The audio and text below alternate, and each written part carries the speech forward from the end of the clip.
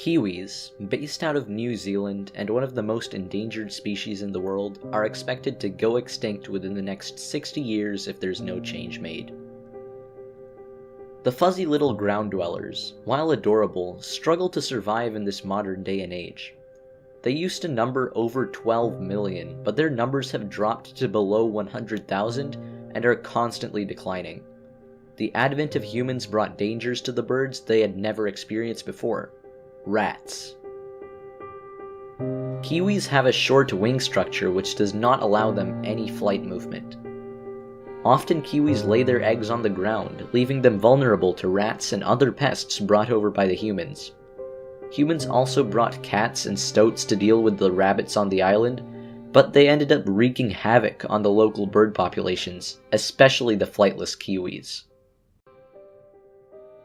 New Zealand was colonized by England from 1840 to 1907, and this time period corresponded with a sharp decline in kiwi populations, evidence that the kiwis were struggling to compete against the new dangers.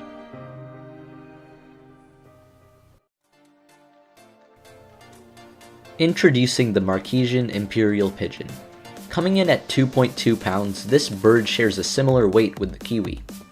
The species lives on the Marquesas Islands of the French Polynesia, where it spends most of its time in the treetops and woodland areas high above sea level.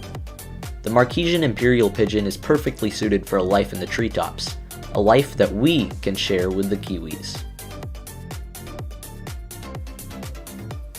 By giving the kiwis the flight capabilities of the Marquesian imperial pigeon, kiwis will be able to renovate their lifestyle, going from constant danger on the ground to a long life of prosperity away from most predators in the treetops.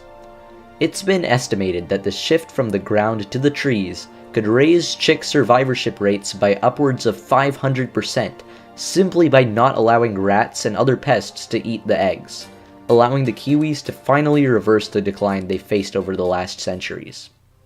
So, do you want to see a future where kiwis are nothing but a distant memory, yet another extinct species?